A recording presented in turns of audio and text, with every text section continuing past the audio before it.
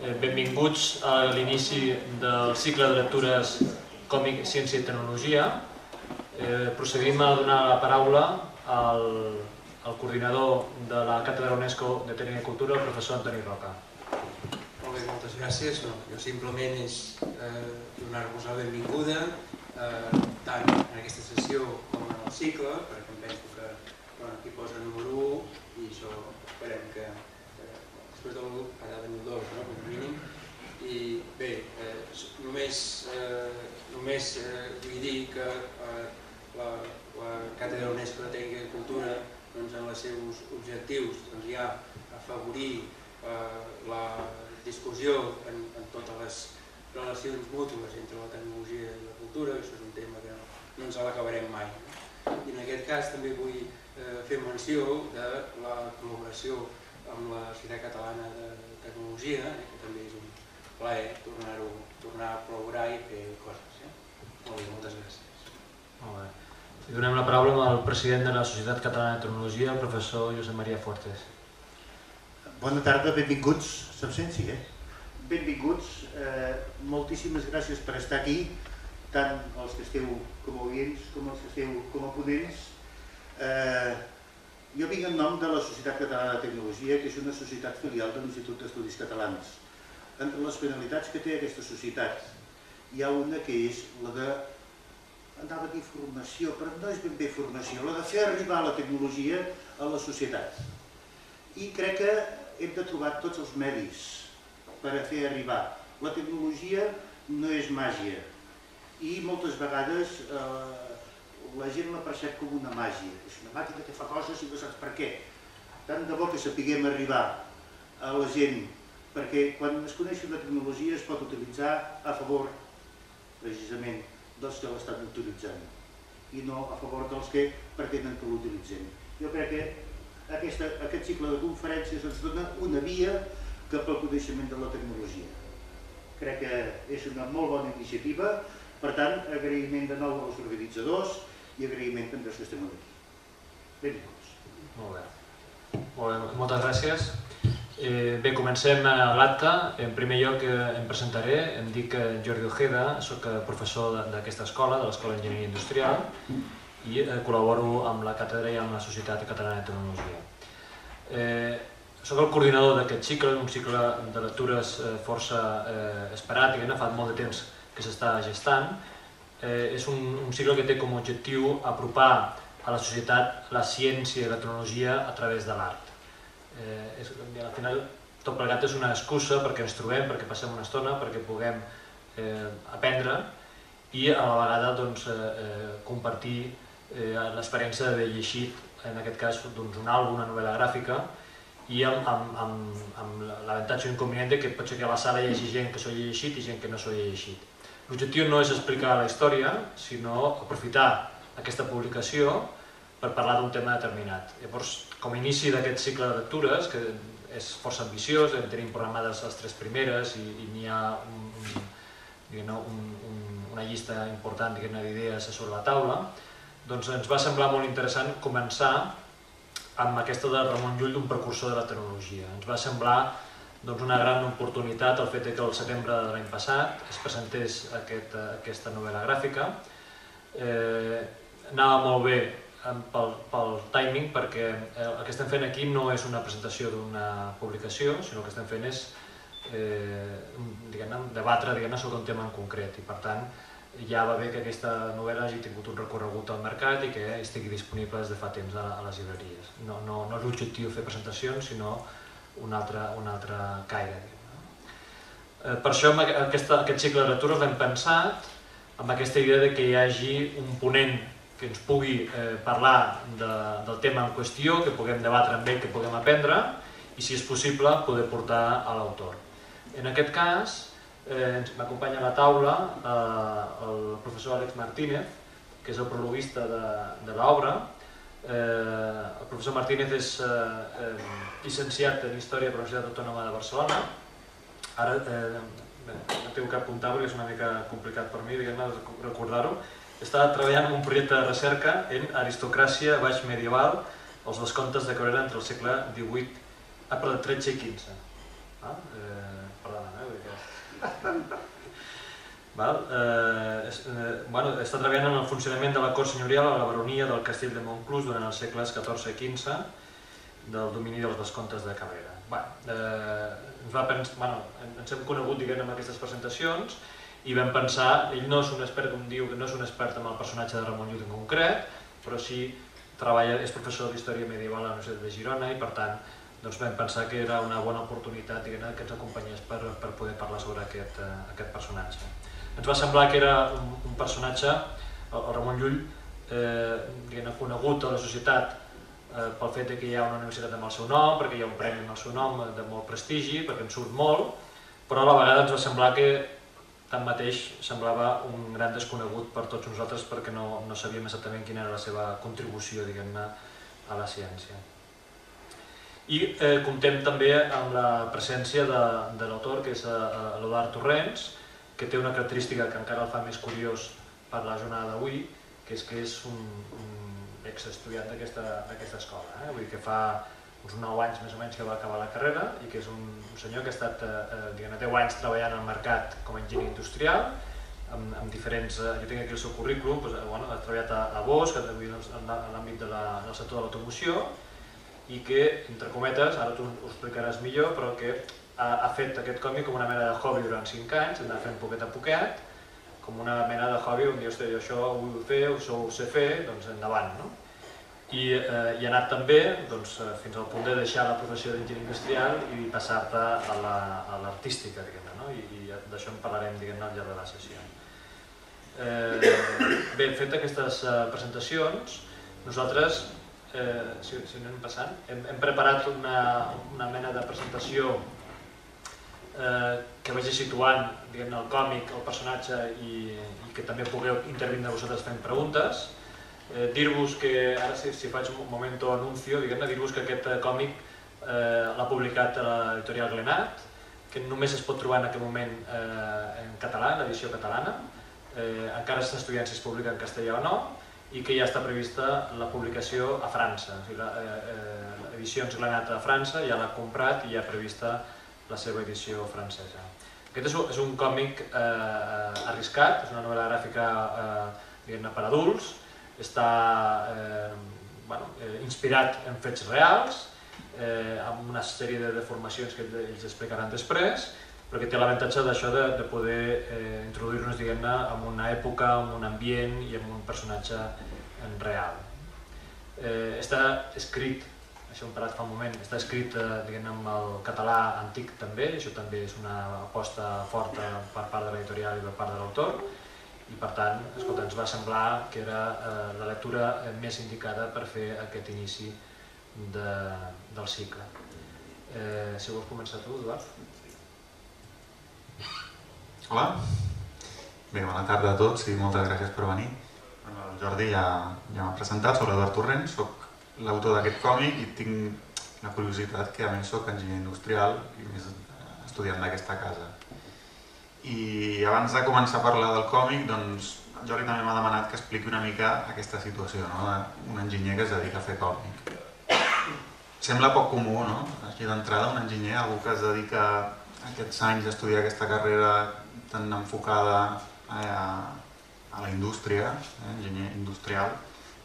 Després d'un cert temps treballant a la indústria, decideix deixar-ho i es posa a fer una cosa que aparentment és tan diferent com la indústria, que és l'autoria d'un còmic. Bé, només m'agradaria dir que no soc l'únic, hi ha més casos, només com a petita introducció. Hi ha, per exemple, no sé si teniu una edat, recordareu el TVO, l'autor del Inventos del TVO, el Ramon Sabatés, és un enginyer industrial que també va fer aquest salt, ha arribat un moment de la seva vida. O si coneixeu una mica el món del còmic modern, el Vittorio Giardino, que és un autor italià molt important del còmic europeu. També és enginyer elèctric en el seu cas, però també va decidir fer aquest salt, ha arribat a un punt de la seva vida. És una cosa que és curiosa, però que tampoc és única en el meu cas. Dic que hi ha una certa relació, crec jo, segons la meva opinió, entre l'enginyeria i el còmic. És evident que, per una banda, és el dibuix. El dibuix busca representar la realitat tridimensional en 2 dimensions i per fer-ho utilitza una sèrie de tècniques, entre les quals l'ús de la perspectiva, per exemple, que és una cosa que pot tenir una certa relació amb l'enginyeria. N'hi ha d'altres relacions. Després, la presentació està centrada sobretot en el dibuix, després reincidirem i veurem com utilitzo la perspectiva per crear diferents situacions. Però també hi ha l'altre àmbit de relació enginyeria còmic, que és la disciplina de treball. Diguem, un enginyer, la meva opinió és que se li ensenya a encarar els problemes d'una certa forma metòdica. Tu crees un mètode amb el qual enfrontar-te a les situacions. Això és el que fa un enginyer, no? Resoldre problemes. I fer un còmic, vulguis que no, és una forma d'anar resolent petits problemes d'una forma simple i pràctica. Un còmic o una narració és representant imatges una història. Aleshores has de buscar sempre la millor forma de representar aquestes imatges i has de fer-ho utilitzant una sèrie de mètodes. Dic que la meva formació com a enginyer potser m'ajuda en aquest sentit, en enfocar tots els problemes que haig de resoldre d'una forma senzilla i pràctica. És un altre punt de la relació entre l'enginyeria i el còmic. Dic que darrere de l'aspecte artístic que pugui tenir un còmic o imatges com aquestes hi ha una gran quantitat de treball racional, hi ha molt de pensament. Has d'explicar una història, ho has de fer amb una sèrie de normes i requereix molta reflexió. No és només fer un quadre és una cosa artística en la que tu vols representar una sèrie de coses, però un còmic vol dir explicar una sèrie de coses amb el seu ordre i d'una forma bastant metòdica. Bé, parlo una miqueta del meu cas. Ja l'he introduït el Jordi i no tinc gaire cosa a afegir. Carrera d'enginyer industrial, intensificació en gestió i després començo a treballar, mentre estava estudiant ja també, començo a treballar en una multinacional de l'automoció com és Bosch. I bé, a la feina sempre he estat molt interessat en la part més creativa de la feina. He passat per diferents departaments, per qualitat, enginyeria, he estat un temps a una planta alemanya, compres, però en tots ells el que sempre m'ha interessat més és la forma de treball més creativa, sobretot el treball per projectes. No sé, els enginyers que hi ha per aquí, quina mena de treball és el que més se'ls adapta, però jo sempre he estat molt enfocat en el treball per projectes i en la qüestió més creativa de la feina. I en tots els departaments en què he estat. Però va arribar un punt que aquestes ànsies, diguem-ne, creatives s'intensifiquen i trobo que em falta un punt més de creació. És aleshores quan començo a idear totes aquestes sèries de propostes en còmic. Aprofitant-me dels coneixements de dibuix, que sempre els he tingut, més o menys, amb els anys els he anat evolucionant, però sempre més o menys he sabut dibuixar, i que m'agradava molt el còmic, doncs decideixo fer alguna proposta de còmic. Aleshores, la primera proposta de còmic que vaig fer, diguem amb cara i ulls, per presentar una editorial, era una proposta de còmic de la cultura clàssica. Estava ambientada a Grècia i era ben bé una novel·la històrica. I això ho vaig presentar a l'editorial Glenart, que és la que ha acabat publicant el Ramon Llull. I els hi va agradar molt, els hi va agradar el dibuix, la forma d'explicar-ho, però no els hi acabava de convèncer la temàtica, perquè tenien una col·lecció de novel·la històrica que no els hi funcionava, i em van dir si no tenia d'altres idees. I jo ja feia temps que em rondava pel cap el Ramon Llull. I els hi vaig explicar i em van dir que endavant. Però clar, per què el Ramon Llull? És un personatge que és bastant curiós.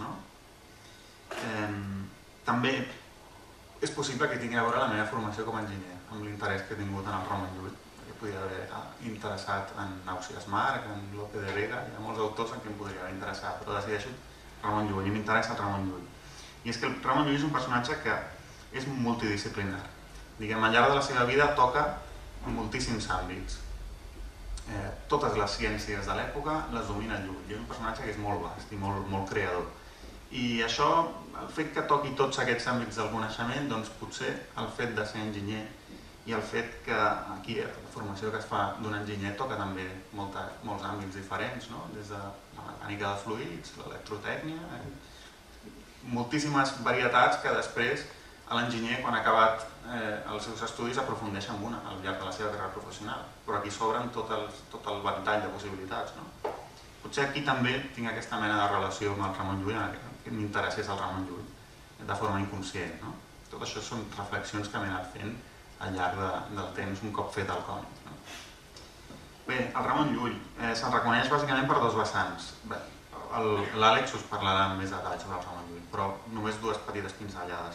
Una és que se'l reconeix perquè és el primer en utilitzar el català en textos tècnics i àmbits com universitats importants a l'època, diguem, les universitats principals com la Sorbona. Ramon Llull és el primer que utilitza el català amb aquests textos universitaris i això, per primera vegada a la història, li dona una rellevància al català que no el tenia. I per això també és molt reconegut per part nostra, el Ramon Llull. Però hi ha una altra vessant que és la vessant, diguem, més científica o més creativa. I per això ara li deixo la paraula a l'Àlex, que ens farà una introducció al Ramon Llull i a la seva relació amb la tecnologia. Hola. Sí, perdó. Bé, gràcies Eduard, gràcies Jordi. De fet, intentaré no robar-li gaire temps a l'Alpar perquè pugui continuar explicant.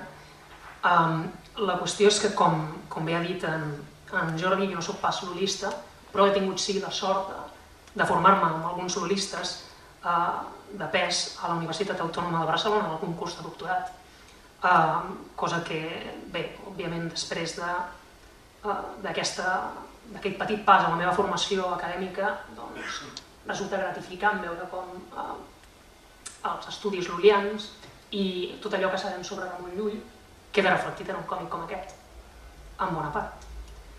De fet, el protagonista del còmic, com ja havia assenyalat en Jordi, tenim un institut que dur el seu nom, tenim premis que duen el seu nom, però no és un més del gran nombre de pensadors de l'edat mitjana que ha portat a l'accident, és un individu extraordinari. No només mereix l'atenció dels solistes o ja dels medievalistes en general, crec que mereix l'atenció del públic en general, i està molt bé, justament per això surti una iniciativa com aquesta. De fet, Llull és extraordinari pel que respecta als canvis a la seva vida, la singularitat del seu pensament i l'amplitud, la dimensió i la influència que la seva obra ha tingut al llarg del temps. Ramon Llull, de fet, va definir un dels seus grans estudiosos, el pare Eusebi Colomer, com un home en revolta constant contra la mediocritat. La pregunta és aleshores què és el que fa Ramon Llull tan important, què és el que fa de Ramon Llull un home tan excepcional. Aparentment, Llull no és un home gaire diferent de la resta d'aristòcrates, fills de la petita noblesa de la seva època. El seu pare és un dels cavallers que acompanya Jaume I a la conquesta de l'illa de Mallorca, entre 1229 i 1232. Suposem, de fet, que Llull neix pels vols de 1232, n'hi ha que considera que és 1232-1235, aquestes coses de vegades, com més documentació ens falta, més problemes tenim per establir-ho, i se li suposa que pels 14 anys entra a servir com a patge a la cort del rei Jaume el Conqueridor. Posteriorment entrarà a servir uns quants anys més a la cort de l'infant Jaume, els fills de Jaume el Conqueridor, que serà el futur rei Jaume II, i farà vida cortesana a Mallorca. Podem imaginar-vos que en aquest ambient de palau Llull no és precisament un home il·luminat, és un cavaller del seu temps, és un cortesà, per tant practica segurament exercicis de cavalleria, practica l'art dels trobadors, l'amor cortès, i fins i tot i casar-se amb Blanca Picany i tenir-ne 2 fills, el 1257 ens consta que hi ha algunes poesies que ens remeten a alguns afers no gaire dignes. Bé, cap als 30 anys, Ramon Llull té tot aquest bagatge. En un personatge com aquest fa falta un canvi radical perquè es desenvolupi el personatge que realment coneixem. I, de fet, el Ramon Llull que coneixem és un Ramon Llull que ell ens intenta presentar a través de la invenció del seu passat.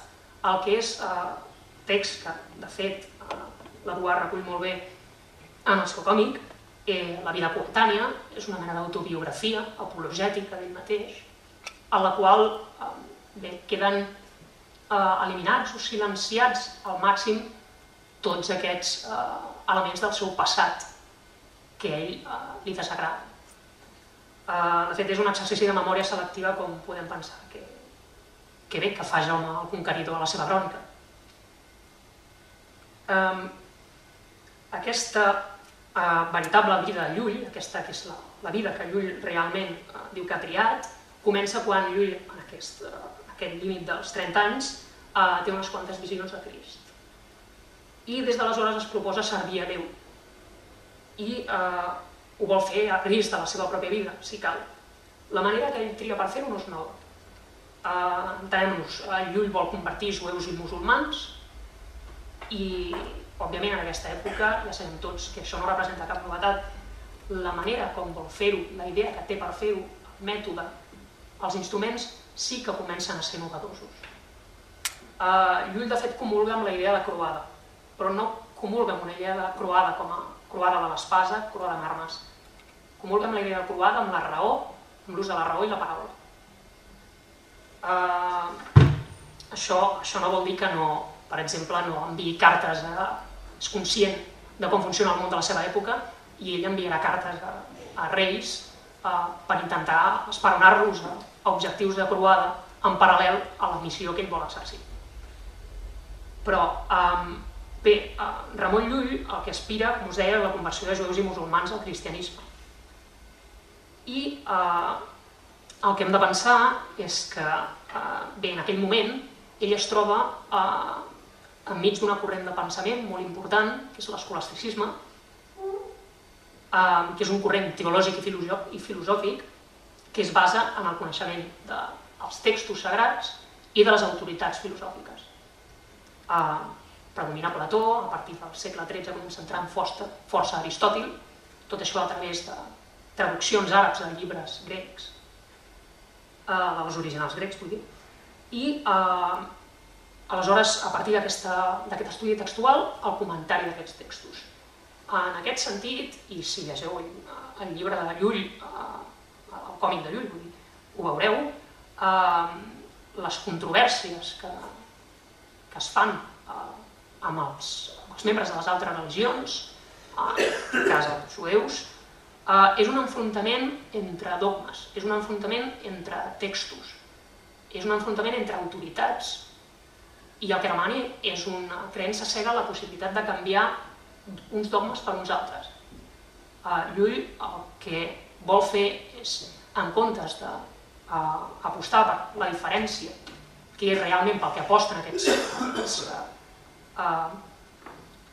defensors de la controvèrsia, vol apostar pel que uneix les tres grans religions. Totes tres tenen creences que creuen en un mateix Déu, totes tres comparteixen textos sagrats i, a més, tenen un grau de deute amb la filosofia grega. I això constitueix una gran novetat. Val a dir que la controvèrsia jueva està basada en un cas real que es va produir a la ciutat de Barcelona, que hi ha un enfrontament entre les dues religions. És això que acabes d'explicar. Correcte. És això. Passa que tampoc no ho volia acabar de revelar perquè preferiria que algú... No, perquè això està dintre del còmic i no ho volem explicar, però bueno, si llegim, veureu que hi ha moments de la història de la ciutat de Barcelona que estan ben dibuixats i ben reflectits. És el títol, ja el diu, la controvèrsia jueva.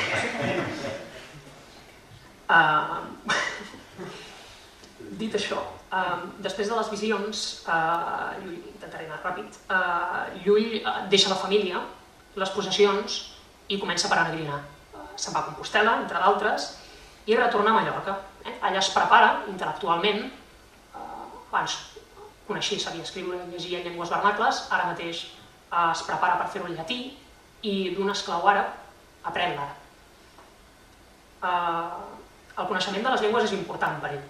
És a dir, ell no és l'únic missioner en el que pensa. Ell pensa en crear una escola de missioners. I per l'escola de missioners l'important és que si volen intentar convertir la gent de les altres religions han d'aprendre el seu idioma. Per tant, en aquesta escola s'hi han d'ensenyar idiomes orientals. Bàsicament àrab, hebreu, però també siríac i d'altres. Amb això també va ser precursor. En això, sí, va ser un... Estudiar en idioma. Realment sí, perquè és difícil pensar en aquesta època en preguntar-se per com pots arribar a una comunicació fàcil i fluida amb l'altre, sobretot quan es tracta d'intentar convèncer-lo de passar-se de fe, passar-se de bàndol. Bé, aquesta fundació d'escoles, de fet, el seu gran amic, el rei Jaume II, el futur rei Jaume II, l'any 1276 li concedeix un monestir de Miramar a Mallorca, és un indret bastant maco, queda realment poc, però que es pot visitar. I bé, li concedeix justament el monestir de Miramar perquè pugui aquí fundar la seva escola. Però, clar, el problema és, ara ja tens una idea general, ja tens un objectiu marcat, que és servir Déu, ja tens un mètode per instruir els teus missioners, et cal una eina. I és que Ramon Llull pensa en una eina definitiva, una eina que precisament és la que ens porta a parlar de ciència i tecnologia, quan parlem de Ramon Llull, entre d'altres coses. I és una eina que recorre tota la seva obra. Ell diu que és el millor llibre del món. No sé si heu estat mai a l'illa de Mallorca, no gaire lluny de Palma, hi ha un indret que es diu el Puig de Randa. Ramon farà un petit recés aquí, al Puig de Randa, i bé, si podeu pujar una tarda i contemplar la posta de sol, probablement entendreu en quina manera aquest home s'hi va inspirar. Al Puig de Randa, després d'uns quants anys, Ramon Llull té la visió sobre aquesta eina definitiva i escriu en molts pocs dies, a la seva tornada a Palma, l'art abreujada de trobar la veritat, l'any 1274. Aquest sistema és explicat breument perquè és massa feixuc per explicar-lo ara i ja us dic que tampoc vull robar-li massa més temps a la web. És un sistema que compendia tot el coneixement. Com molt bé ha dit ell, Ramon Llull és una persona que és multidisciplinar. I donat que tot el coneixement per ell és Déu i emana de Déu, a qui vol servir, l'art ha d'estar en consonància amb això i ha de compendiar tot el coneixement. Es basa en una sèrie de principis absoluts, substituïts per regles, per lletres. De fet, la lletra A la reserva a Déu i les lletres restants, de la B a la K, les assignarà a diversos aquests principis absoluts que són, en el món es troben per separat, però en el que és Déu es troben unides. Tot plegat ha de servir per explicar i raonadament els misteris de l'encarnació i la Trinitat, que són els grans debats amb les altres religions, les altres grans religions. Bé, per no allargar-me més... Això que has d'explicar és el llenguatge lògic, diguem-ne, que inventa ell, la proposta. Correcte, ja no sona nada. De fet, tota aquesta sèrie de conceptes els barreja amb uns altres principis relatius i amb uns altres principis auxiliars que li ajuden a construir un sistema de llenguatge combinatori per formular raonaments i formular judicis, de manera que si tots aquests principis s'integren dins d'una sèrie de figures i de taules, al final el que s'aconsegueix és arribar a una màquina, literalment, de lògica combinatòria. Ja us dic que l'art de Llull no és una finalitat, sinó és un instrument, que és potser el més sorprenent de tot, perquè és probablement la seva creació més fascinant. Però això jo no tinc ni idea. El que acabes d'explicar ara és la base, diguem-ne, del llenguatge pròleg. Igual hi ha gent a la sala que coneix, que fem servir en temes d'automàtica, de programació, doncs que no sé si sabíeu que era el precursor del llenguatge pròleg és de Ramon Llull de fa pocs anys. Exacte, el pròleg diria, si malament no recordo, que a part de Llull també està inspirat en algunes regles de lingüística de Chomsky, però sí, efectivament, Llull, pel que sé, ara no em voldria ficar en un fangar, té una forta influència sobre la creació de llenguatges en intel·ligència artificial, i especialment en el pròleg. Bé, ja us dic, resumiré perquè és que si no, pobre Eduard. Ho sento. Perquè us feu una idea, aquesta ars no li dura 4 dies, no la pot crear en 4 dies. De fet, la primera redacció de l'art la fa el 1274, la darrera entre el 1305 i el 1308. Vull dir, un procés de més de 30 anys, en el qual ja una vegada arriba a la seva senectut, Ramon Llull ja la deixa per acabar.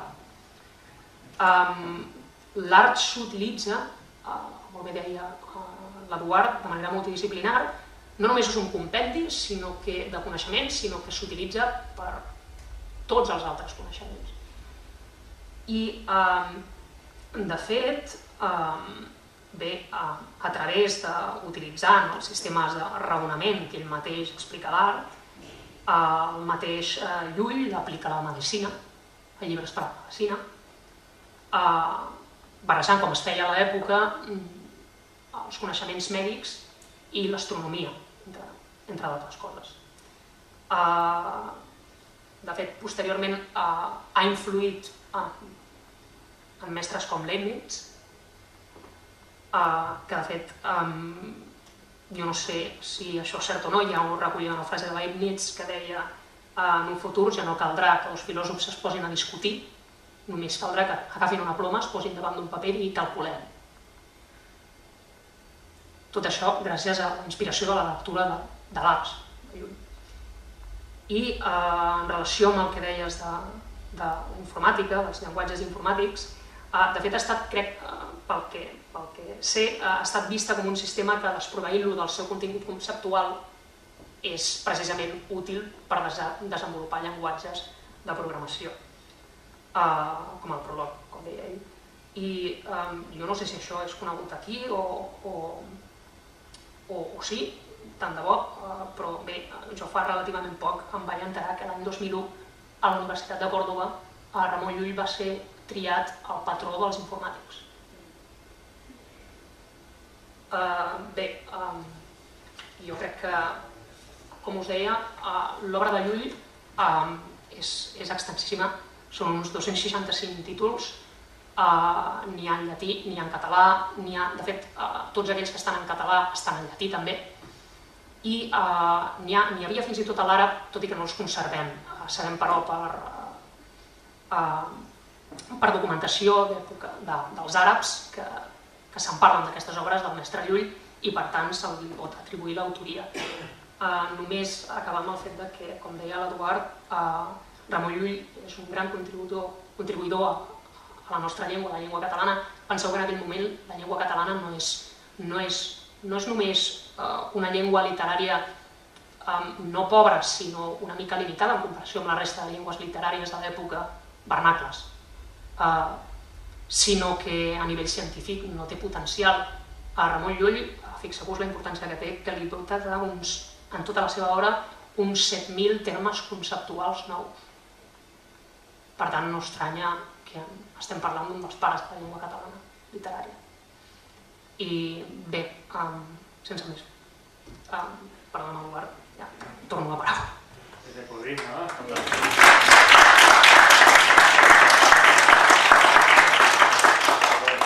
És que portem uns dies parlant amb l'Àlex i jo crec que és més difícil explicar en 15 minuts com ho has fet el que has explicat que no en un curs acadèmic, i per tant t'ho agraeixo de veritat aquest esforç de concreció i convidar-te a participar del debat. Nosaltres, per donar la puntilla a l'Àlex, ens va semblar que era també força interessant fer una visió diferent de l'obra des d'un punt de vista gràfic amb l'Eduard, i el que farà ell d'ara és una presentació diferent de la que ell està acostumat quan presenta el còmic. L'hem preparada especialment per la sessió d'avui per donar més importància a la part fotogràfica o de l'òptica, diguem-ne, amb la construcció de les vinyetes, la recuperació i la reconstrucció arquitectònica, diguem-ne, de molts edificis que van existir en la realitat i que només queden els plànols, i la importància que he comentat ell abans de la perspectiva, diguem-ne, amb tot el conjunt de l'obra, que el fa espectacular, diguem-ne. O sigui, quan jo la primera vegada que vaig mirar el còmic no sabia que eres enginyer i vaig pensar, hòstia, aquest tio ha estudiat AutoCAD, no? Vull dir, com a mínim. Doncs, escolta'm, quan vulguis, parlem d'aquesta vessant i recuperació, diguem-ne, també d'imatges de nàutica, d'arquitectura, etc. Endavant. Molt bé, doncs bé, moltes gràcies a l'Àlex per la teva explicació. Jo ara parlaré una mica del còmic, fins ara he fet una petita introducció, l'Àlex ens ha introduït el Ramon Llull, jo ara parlaré d'aquesta cosa que tenim aquí. Abans de parlar-vos del dibuix, parlaré una miqueta del guió. No us vull explicar el còmic perquè vull que el llegiu i espero que us agradi, però per això dic que no us explicaré gairebé de què va. Podeu fer-vos una idea tot sabent la història del Llull, però bé, tot comença amb l'interès sobre la figura del Ramon Llull. Això em porta a fer una mena d'investigació. Ostres, és una figura més interessant, començo a veure què hi ha al darrere. I em trobo amb la vida del Ramon Llull, que és molt interessant, a part és molt moguda, a part de tot el que escriu, tot el que inventa, tot el que ingenia, és molt moguda i passa moltes aventures, fins i tot. Tot això em fa que, ostres, puc fer d'aquí una bona història. I a part, això que us he comentat abans, que també comentava l'Àlex, que és que toca tots els àmbits de la ciència, però la ciència del segle XIII, això cal posar-ho en perspectiva, no és la ciència d'avui dia, és una ciència que està molt lligada a la religió. I ho fa perquè la ciència, bàsicament, el que busca, totes les ciències, és explicar el món. Vol comprendre el món i explicar-ho d'una forma racional. I aquí és on té el contacte amb la religió. I de fet, això ho aplica, com explicava l'Àlex, en totes les ciències, tant des de textos religiosos, i parlo de les tres religions de l'època, de la cristiana, la jueva i l'àrab, en textos sobre usos i costums, textos sobre lleis, medicina, textos sobre alquímia. Sobre l'alquímia faré un petit apunt, perquè hi ha una certa polèmica, Llull com a alquimista. Cal entendre que estem al segle XIII, i al segle XIII l'alquímia no és sinó una aproximació a la medicina antiga de filòsofs i pensadors com Galè, que senten les bases del mètode experimental. Diguem que seria la primera fase de ciències que vindria més endavant, com la química, fins i tot com la física.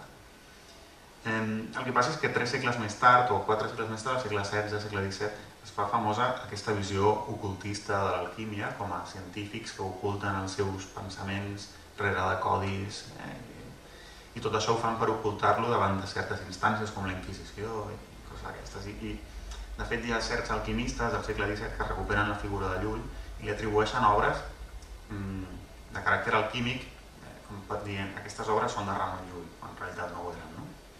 Però el que vull dir és que el Llull és present també al llarg de la història, com veiem, va ressorgint cada cert temps. Però bé, hi ha més coses que m'interessen per enfocar en el guió. A part del Llull i la ciència, també és el context sociopolític de l'època, que explicava una mica l'Àlex. És l'època de Jaume I, és el període expansionista més important de la corona d'Aragó. És quan s'inicia el cristianisme modern, amb l'escolàstica, parlava l'Àlex, Tomàs d'Aquino. És quan s'inicia també la Inquisició, la persecució de les heretgies, la persecució jueva. Tot això fa que són uns certs elements interessants a l'hora de crear una història que sigui atraient. Perquè tot això a part passa aquí a casa nostra, i jo també volia que es veiés reflectit a casa nostra en el còmic. I com fer-ho? Com fer aquest guió, ficar-ho tot en una coctelera i treure una cosa que sigui interessant i que sigui atraient? Doncs vull fer-ho amb un còmic, i explicar el per què, i vull fer-ho amb un gran format, una cosa que sigui espectacular. Com si fos una gran superproducció, per entendre'ns com Àgora, com una pel·lícula d'aquestes, amb tots els mitjans, fins a escatimar. I és per això que l'editorial Glenat decideix treure amb aquest format tan gran, tan maco. És de color, les vinyetes estan molt treballades, hi ha tota una tasca darrere de documentació perquè la recreació de l'època medieval sigui realista. I tot això és per treure un còmic europeu, un còmic a l'europea, com els còmics que es fan tradicionalment aquí a Europa. Sé que vaig una mica contracorrent perquè avui dia el que està de moda és la novel·la gràfica, que és més intimista, més en petit format, blanc i negre. Jo vaig una mica contracorrent, però crec que una història com aquesta necessitava de certa espectacularitat. Perquè volia que fos una història cinematogràfica gairebé, que com la vida de Llull fos una mena d'aventura iniciàtica, en la que et vas iniciar una sèrie de coneixements fins a arribar al coneixement definitiu, a la creació de l'Ars Magna. És un guió complex, entenc que pot resultar feixuc i aleshores vull eliminar tota aquesta càrrega pesant i vull fer una cosa que sigui molt interessant, que enganxa el lector. Aleshores, com ho puc fer? Doncs decideixo per una estructura narrativa clàssica que desperta molt d'interès al lector, que és l'estructura de la novel·la negra. Hi ha un enigma. Quan hi ha una novel·la negra, a l'inici de la història es presenta un misteri, un enigma. I a partir d'aquí tu vols continuar llegint, estàs enganxat a la lectura perquè vols descobrir què està passant. Vull servir-me d'aquesta estructura perquè el lector s'enganxi una mica i agafi coneixements de la figura de Llull i del context de l'època. Aleshores, hi ha un assassinat, hi ha una investigació al darrere, hi ha tota una sèrie d'elements típics de la novel·la negra que espero que enganxin el lector a la lectura. Bé, a darrere, com us podeu imaginar, hi ha una investigació bastant feixuga de documentació de l'època. Potser vaig estar un any i mig, 2 anys llegint sobre Ramon Llull, sobre el context històric, social, religiós, per entendre bé de què estava parlant i després poder convergir tot això en un guió. M'ho vaig plantejar gairebé com un projecte de final de carrera. Primer et documentes, agafes totes les dades per després arribar a la creació del que estàs fent. Ja tenia experiència, ja havia fet el projecte d'industrials. Bé, en el còmic, en el guió, bàsicament m'he centrat a la joventut de Ramon Llull. La història no acaba, bé, el còmic acaba, la història acaba, però està previst que es pugui continuar fins i tot amb 2 parts més. Tot això ho tinc pensat, ho tinc previst de cara a un futur. Aquí tracto la joventut, acaba de manera catàrtica, el moment culminant on crea l'Ars Magna, aquest instrument que us explicava l'Àlex, però també surt reflectit tot el procés amb el qual Ramon Llull arriba a esdevenir aquest geni. Vull que el lector entengui què és el que forma el Ramon Llull per acabar esdevenint aquesta gran figura. I és per això que parlo de cultura cristiana, cultura àrab, cultura jueva. L'Ars Magna té molt de jueu, molta càbala jueva, té molta relació. El misticisme de Llull té molt a veure amb el sufisme àrab també. I tot plegat dintre de l'estructura mental i racional de l'escolàstica, tot i que Llull defuig l'escolàstica. Tot això ha d'estar aquí. I ha d'estar d'una forma interessant. Però bé, com que m'havia documentat tant i havia agafat tanta documentació sobre la història, sobre Ramon Llull, doncs al final decideixo, escolta, per què no fer una mena de part divulgativa, a part de l'entreteniment i de l'interès històric del còmic, que tingui una part, un nivell de lectura divulgatiu. I és per això que al final del llibre,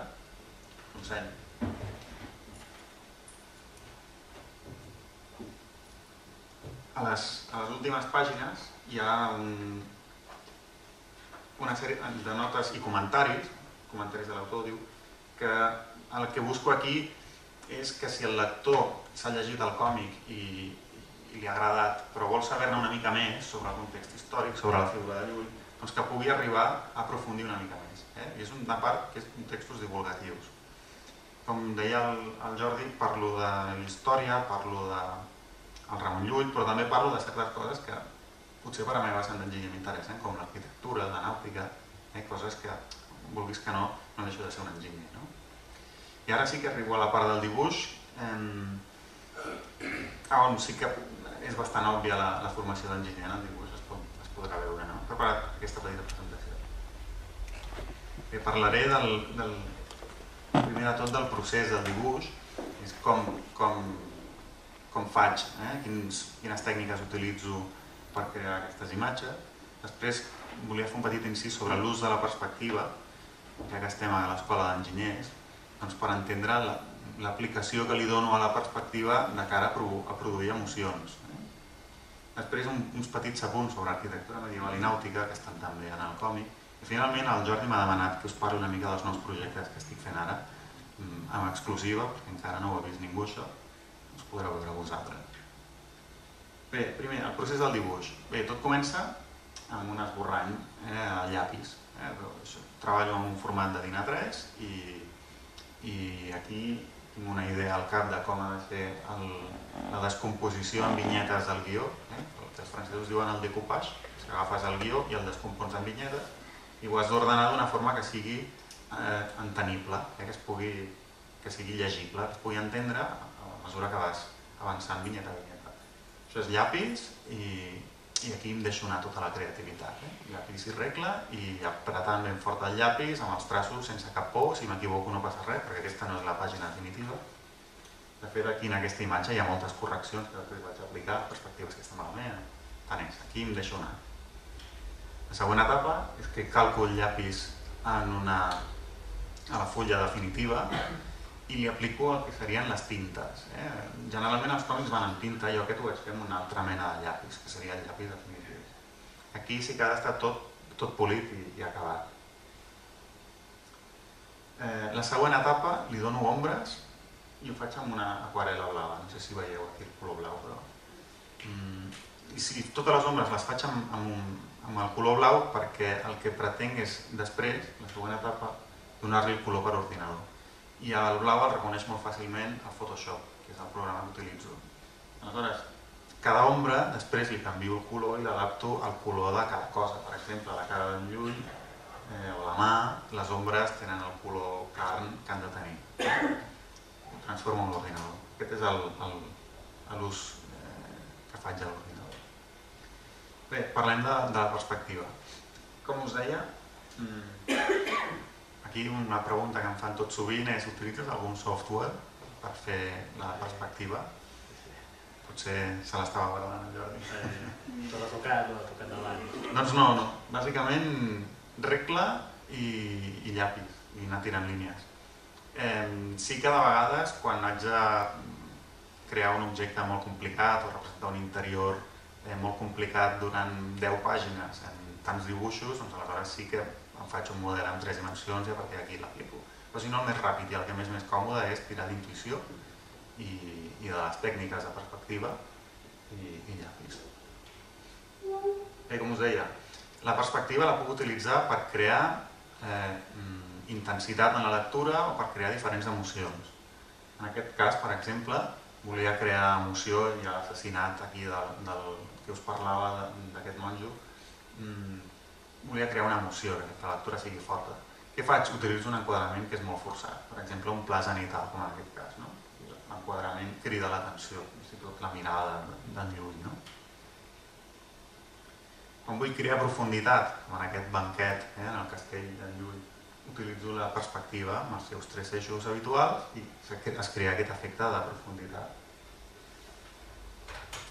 Quan vull crear sensacions de majestuositat, com aquí això és el debat de la controvèrsia, hi ha 2 bàndols clarament enfrontats, aquí podeu veure la perspectiva, les perspectives també estan enfrontades, vull crear aquesta magnificència.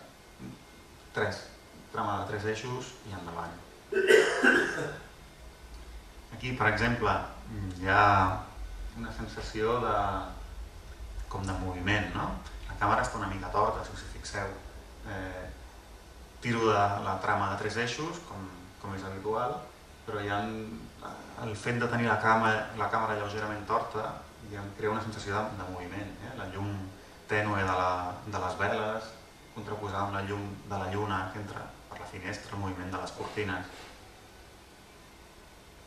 En aquest cas utilitzo un picat, volia crear gairebé una estructura, l'entramat de les bigues del fons, volia que fos el rerefons, el segon pla de la vinyeta i que fos gairebé una estructura matemàtica, la trama d'eixos, que es vegi clarament.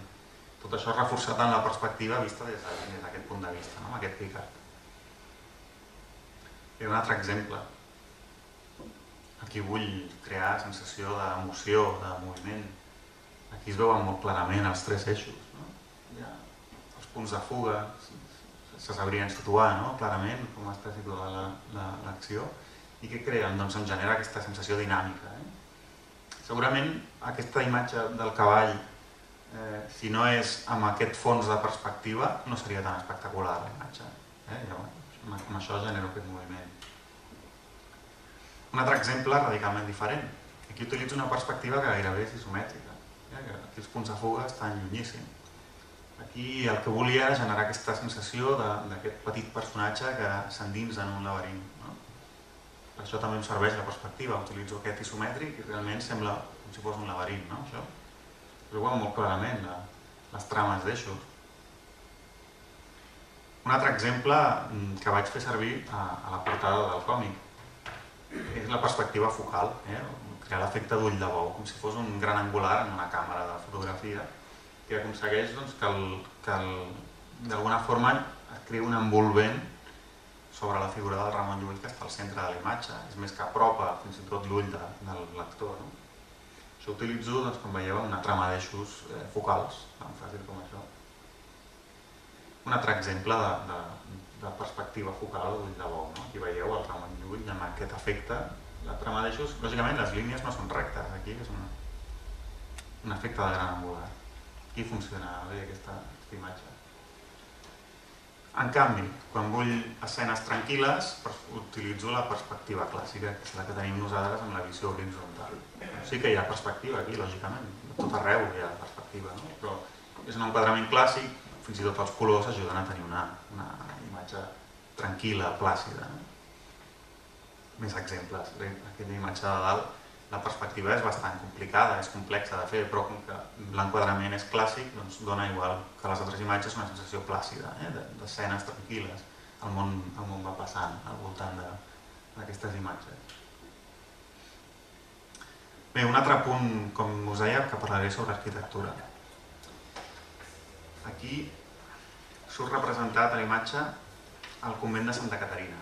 El convent de Santa Caterina estava el que avui en dia és la Via Laietana i el que avui en dia és el Mercat de Santa Caterina. Abans que hi existís el mercat hi havia aquest convent dels frares dominics. El van crear el 1219, però el 1835 va caure derruït.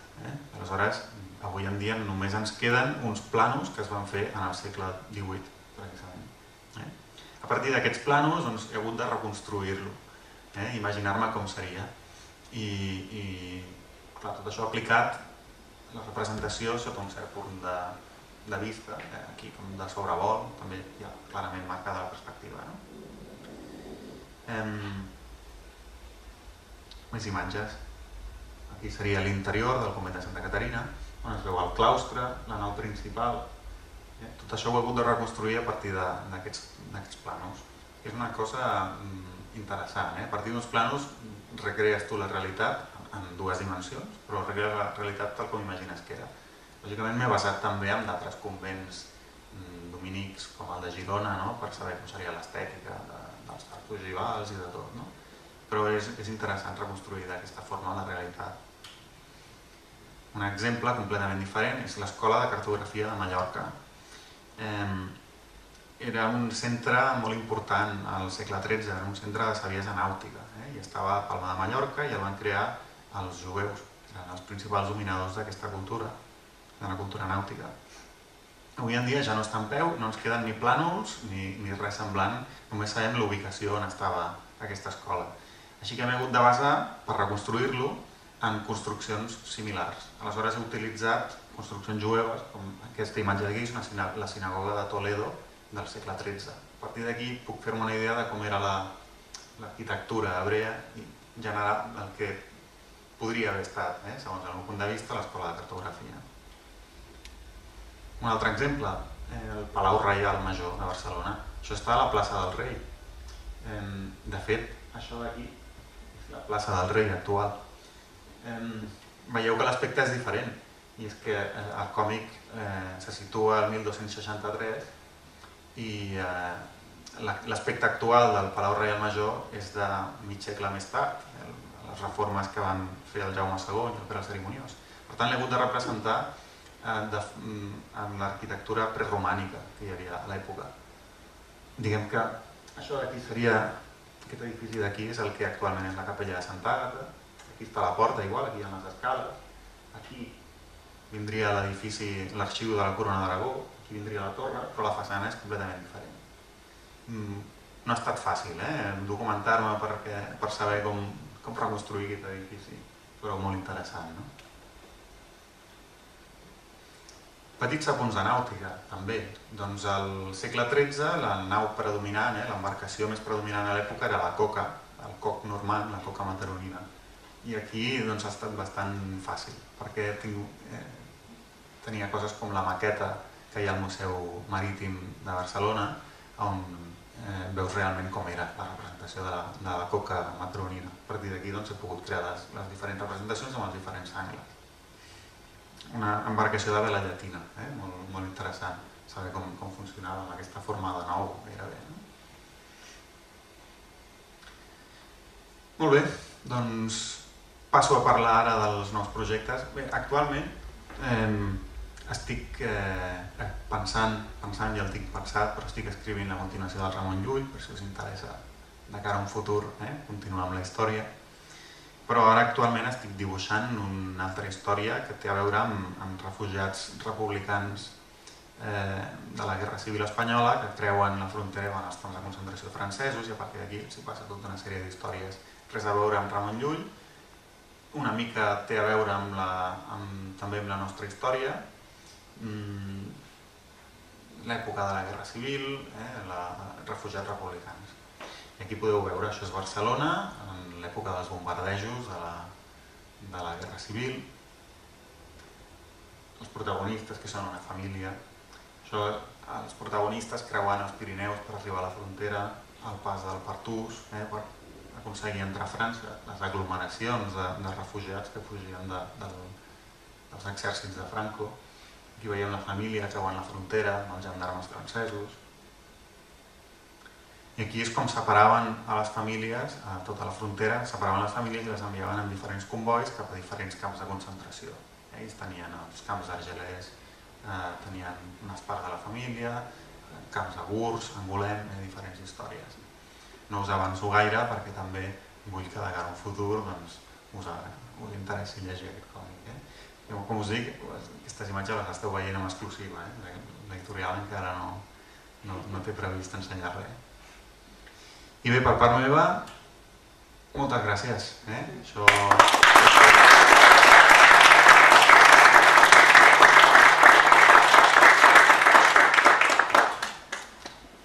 Escolta, molt agraït, Eduard.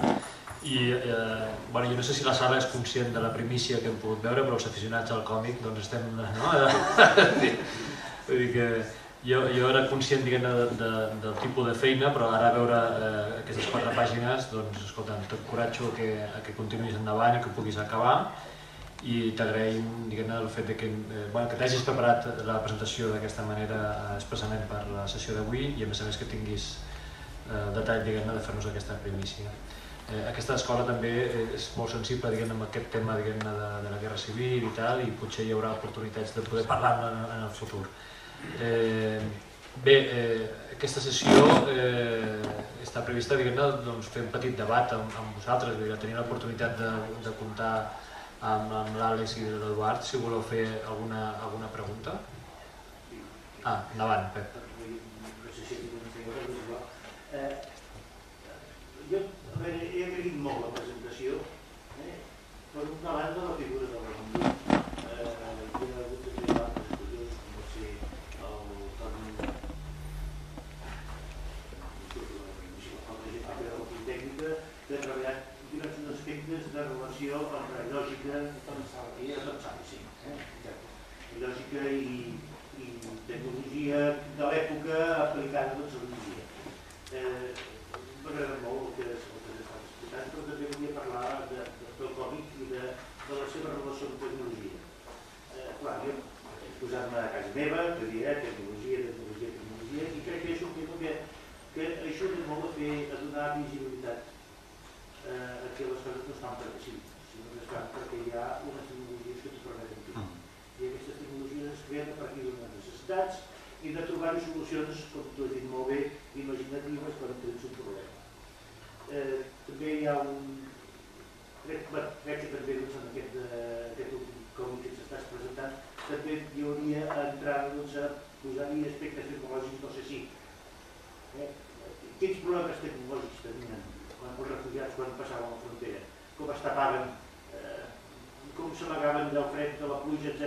Són detalls que moltes vegades sabem que la gent els ha patit, però no sabem com ha solucionat aquests problemes quan estic parlant d'aquest, però segurament deu haver-hi molts altres molt més cruços, com menjaven, com escalfaven, com penso que poden ser gravíssims. I després un detallet, has posat un guardià amb unes ulleres semblants a aquestes que porto jo, rectangulars. Jo no sé si a l'època es feien altres ulleres que les rodones. No t'ho sé dir això, però em temo molt que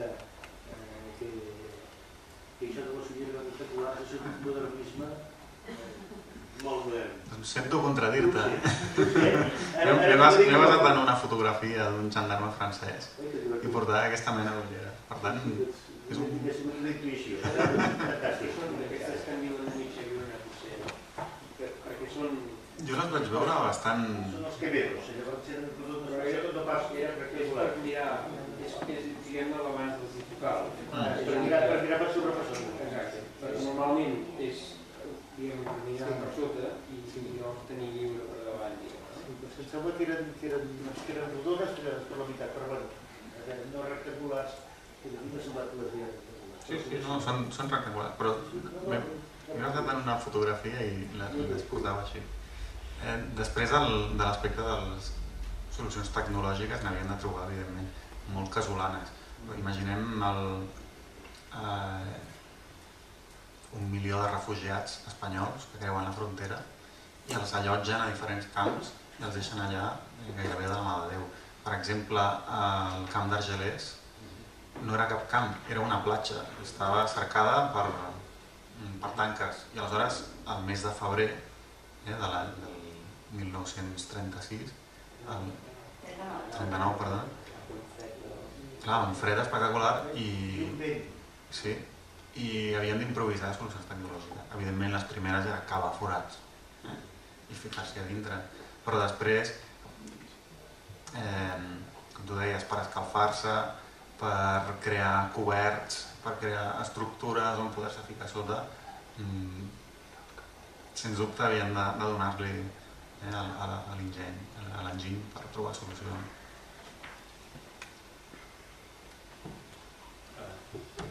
Vinga, més preguntes. Aprofitem. Jo més que preguntes és un comentari, és un sabat. Jo sol·licito als enginyers, no soc del camp de l'enginyeria, però sempre m'ha frapat, i aquí a Catalunya... Perdó, agafa'm el micro perquè s'està gravant. Perdona, perdona. T'hem sentit perfectament, però no queda clar que després es pugui gravar. Perdona. Bé, no, torno a repetir, soc Montserrat i volia fer diversos comentaris... Però l'has encès? Sí. Acosta-te'l. Diversos comentaris, més que una... Bueno, potser també reservo una pregunta, però el primer comentari és que em frapeu moltíssim els enginyers, perquè aquí al Principat, a Catalunya, sempre tenim una vessant que altres disciplines no la té, i és l'humanisme. O sigui, el nostre meravellós Pompeu Fabra era enginyer, i la seva dimensió cultural era brutal.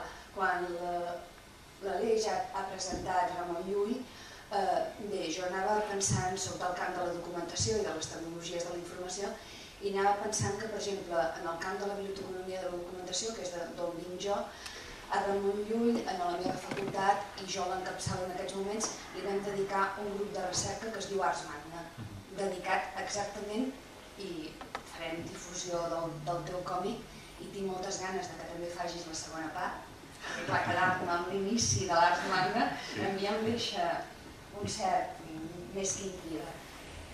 Primer aquest comentari. El segon comentari és per què, diríem, des dels estudis lul·lians no s'ha fet una difusió tan, diríem, pública de la figura de Ramon Llull. Perquè mentre anàveu parlant tots tres, jo recordava que quan en el meu grup vam crear, diríem això, ens dediquem a l'organització del coneixement en els sistemes digitals, Ramon Llull en el món anglosaxó el recorden i el tenen sempre present com el precursor de la gestió del coneixement automàtic. Així de clar, no solament de la programació d'intel·ligència artificial, sinó que tots els sistemes, inclús ara la web semàntica, comences a veure cites de Ramon Llull, que a més no el citen en català, malauradament, el fan sempre Raimundo Luriol. O sigui que això és un altre tema potent que hauríem d'arreglar. I l'últim comentari que volia fer, que aquest sí que és una pregunta i que va adreçat a la taula, els que m'ho pugueu dir, és com és que ens manquen, que no n'hi ha, probablement potser la teva obra, Eduard, ens ho remourà una mica, dintre del camp de la historiografia, dintre del camp de la tecnologia i dintre del camp de les tecnologies de la informació, quan es fa història, quan es fa, diríem, la sincronia, el referent Ramon Llull. I és Leibniz, i és Pascal, i estan tots els altres, inclús anem a Leonardo da Vinci, i en canvi Ramon Llull és misteri, només els grans erudits, diríem, el citen. I moltes gràcies, a mi m'entusiasma. Un petit apunt, del Ramon Llull i la seva relació amb la cultura popular.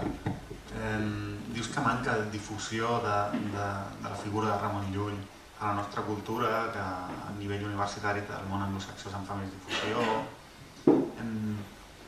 Jo crec que és perquè no hi ha un coneixement clar sobre qui és Ramon Llull a la nostra cultura. I és perquè és un personatge molt complex. Tothom sap més o menys què va fer el Jaume I. El Jaume I va conquerir territoris, l'Ausiàs Marc va escriure. El Ramon Llull què va fer? Crear l'Ars Magna. És difícil de... L'Àlex mateix li ha costat explicar-ho, i en poc temps. No tens un referent clar de què és el que va fer aquest senyor que té una universitat, Ramon Llull, que té una avinguda, un institut. Jo crec que, i aquesta també era una mica la intenció d'aquest còmic, fa falta apropar una figura tan complexa com el Ramon Llull i fer-ho d'una forma que es pugui entendre. L'objectiu a darrere d'aquest còmic era fer-lo entenible, també. I és cert que manca com a referent cultural el Ramon Llull.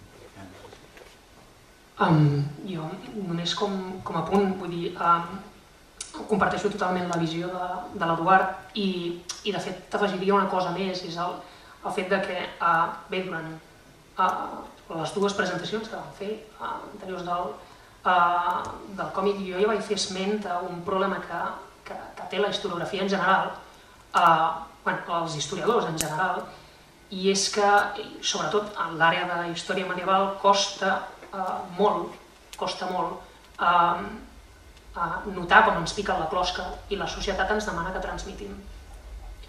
El problema que tenim aquí és que realment, sí, òbviament, Jaume I, per exemple, se'l coneix com a conqueridor de territoris, però Jaume I és moltes coses més. Aleshores, totes aquestes coses més que estan en procés de recerca constant i de les quals n'acumulem moltíssima informació i en discutim a bastament en congressos, a la major part dels casos no arriben a la gent. Precisament perquè aquesta recerca és tan feixuga que pràcticament, jo diria que de manera instintiva, reproduïm un circuit tancat. Realment entenc que és una pena i des de la meva perspectiva em torna el meu culpa. Perquè, bé, suposo que tots els historiadors ens hauríem de sentir una mica part de tot això i veure com, per exemple, un còmic com el que ha fet l'Eduard és una eina més que necessària per difondre aquest coneixement sobre el nostre passat i sobre una de les figures més, com diu ell, més complexes del nostre passat. Perquè Llull és complicadíssim de descriure com a tal, no és un savi qualsevol, no és un il·luminat, com es diu ell, qualsevol, és probablement l'il·luminat. I entendre en tota la profunditat del personatge és molt difícil de passar paraules perquè la gent l'entengui de veritat. Més que res perquè, a més, suposo que nosaltres també estem avesats a utilitzar una retòrica que no és l'adequada per transmetre. Però bé, això ja és un altre assumpte. Per la part que em toca a mi, vull fer dos comentaris. El primer és destacar la capacitat pedagògica del recurs còmic, vull dir, la vinyeta, i fa que jo ara puc tenir una conversa sobre el Ramon Llull, vull dir que fins fa no gaire podíem parlar només d'això, del nom de la universitat i poca cosa més. Per tant, destacar aquesta capacitat i l'aposta nostra pel cicle de lectures, per fer aquest apropament a partir d'una lectura on hi ha vinyetes per expressar una historieta. I la segona cosa que vull dir, ells no ho poden dir, però jo sí, que és que la clau és que això s'ha de comprar. És a dir, el tema està en que l'Eduard no es farà milionari amb el Ramon Llull, l'editorial tampoc, l'editorial de fet ha apostat només per editar-ho en català perquè diu que pensa que si ho dit en castellà no vendrà ni un, no? I per tant, al final, el que hi ha darrere és una aposta comercial, és a dir, que o es ven, o no hi ha Ramon Llull 2, no? És a dir, m'explico, Això ho dic perquè avui no tocava parlar d'aquest tema, però ja altres vegades a les altres presentacions i en privat hem parlat molt amb l'editorial sobre la compra de productes catalans, o sigui, els catalans som d'una mena, que no comprem el còmic en castellà, per exemple. Tenim el còmic i el llibre a la vegada col·locat en català i castellà i comprem el castellà abans del català. Ells no ho poden dir, torno a repetir, però jo sí que ho puc dir, us animo a que compreu i que lleixiu i que ho difongueu, perquè si no no hi ha ni Ramon Llull 2 ni 3. I aquí també un altre petit comentari, que és la cultura de còmic que hi ha a Espanya, perquè nosaltres, la majoria de gent, el còmic, no sé vosaltres, però és el Mortadelo i Filemón, que és el fet a Espanya, i el de fora, que és els superherois, i ara una cosa nova, que és el manga. A França, per exemple, està molt més extès el còmic, està gairebé al nivell de la literatura. De fet, es venen més en nombre de volums còmics que llibres. I aquest i el Ramon Llull són còmics a l'europea, i entenc que per algú espanyol, de la cultura espanyola de còmic, li pot sobtar trobar-se, acostumat al rompedechos, trobar-se amb un còmic sobre Ramon Llull, perquè és un personatge bastant complex pel qual fer un còmic. També fem aquesta aposta, donem-li una oportunitat al còmic com a mitjà narratiu, no només com a mitjà de diversió tradicional, infantil, sinó com a mitjà narratiu a l'alçada com pot ser el cinema o altres mitjans narratius. D'acord, molt bé. Donem la paraula a l'Antoni. No, jo era reprenent la intervenció anterior sobre situar o no situar el Ramon Llull a la història de la ciència. Jo he estat implicat en un projecte que acaba de culminar ara fa 2 mesos, que és un llibre en 3 volums que es diu La ciència i la història dels països catalans, que són els editors són en Joan Bernet i el Ramon Parés, i el primer volum, que era bàsicament període medieval i renaixement, si no recordo malament, doncs allà evidentment hi ha un parell de capítols dedicats a Ramon Llull, un sobre l'alquímia de la Micaela Pereira i un altre de la Lobadia, més aviat sobre qüestions d'astronomia i les magna i aquestes coses. Vull dir, en general aquesta obra, que comença a l'edat mitjana i arriba fins al segle XX, diguem-ne, en teoria fins a la Guerra Civil, però de fet inclou coses més enllà de la Guerra Civil, doncs és un intent de crear un producte intermedi entre els cercles acadèmics que com deia ell, són tancats i ho han de ser, perquè el nivell de discussió necessàriament ha de tenir aquestes limitacions, que són a la vegada la seva força, però després hi ha una cosa més estranya i que hem de rebre ben acollidament com un còmic, estaria una altra. I aquesta obra és una obra de referència, diguem-ne que no és una obra d'especialistes, però però sí que és una obra d'especialistes on es pot aprofundir, si es vol, en les qüestions i bé, simplement que com que evidentment els mitjans és una obra que ha editat la Universitat de València i l'Institut d'Estudis Catalans, de fet era un projecte de l'Institut d'Estudis Catalans, i bé, han sortit els 3 volums.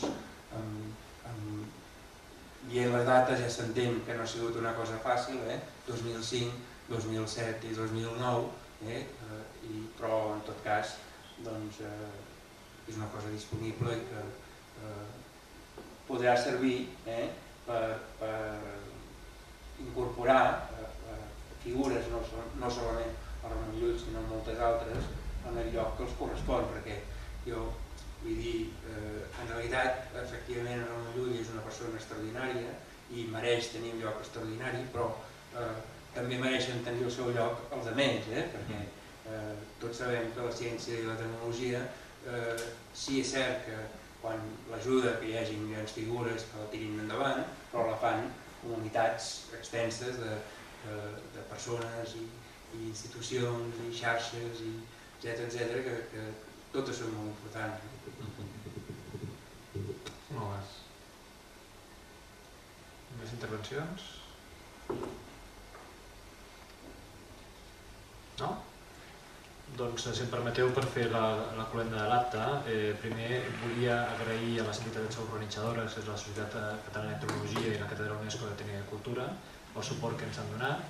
També a l'editorial Granat, que ens ha recolzat i ens ha ajudat a la difusió de l'acte, i, com no, a l'Eduard i l'Àlex, que han fet una preparació diferent per la sessió d'avui, de la que ells estan acostumats per presentar el còmic, i que realment us agraïm i que jo crec que tenim la sensació d'haver compartit un moment especial, que era l'objectiu d'aquest cicle de lectures. Per acabar, em toca animar-vos a llegir aquesta obra i altres obres, i us animo a que vingueu a altres sessions del cicle, que, com veureu, intentarem que cada sessió sigui especial de per si, i que hi hagi un públic diferent i amb temes diferents també a tractar. I ja tenim les dues següents sessions preparades. Una és l'11 de març, que parlarem sobre el tema genèric de la tecnologia i el terrorisme, i que en concret demanarem la lectura de l'11M, la novel·la gràfica, que té aquest títol, 11M, la novel·la gràfica, del dibuixant Joan Mundet i els guionistes Antoni Guiral i el Pepe Gálvez, que fan una recreació de la sentència del judici de l'11M, també amb una gran capacitat didàctica. I també tenim preparat pel dia 5 de maig una sessió amb el dibuixant Azpiri, arrel de la publicació de les portades històriques dels primers videojocs que es van vendre a Espanya de l'Spectrum, i hem decidit convidar-lo i parlar amb ell perquè ens il·lumini d'aquesta percepció molt interessant de com, des d'un punt de vista artístic, podem percebre amb una imatge una idea de modernitat tecnològica, de com a partir, perquè després els videojocs que hi havia darrere eren molt cutres, però en canvi la portada estava molt bé. Doncs com treballa un autor el concepte aquest de la tecnologia perquè hi hagi un aspecte de modernitat amb una imatge. D'acord? Molt bé, doncs molt agraït i fins la propera. Perdó, vols parlar? Sí, jo només volia dir que, aprofitant que aquesta conferència estarà gravada i penjada en els repositoris corresponents, tant a l'UPC com a la Societat Catalana de Tecnologia, això dona peu a que els possibles visualitzadors d'aquesta conferència a posteriori vulguin fer alguna qüestió, vulguin preguntar alguna cosa als conferenciants. Això ho podeu fer perfectament només enviant un correu a l'adreça del servidor de la Societat Catalana de Tecnologia, o sigui sct@iec.cat. Envieu la pregunta, nosaltres ja la farem arribar als ponents i suposo que ells d'algun moment la sabran contestar, ho deixarem penjat en el repositori o personalment amb la persona que faci la pregunta. Només donar aquesta facilitat que pot fer allargar aquesta conferència bastant més que no pas el moment presencial d'aquest moment. Gràcies a tothom. Molt bé.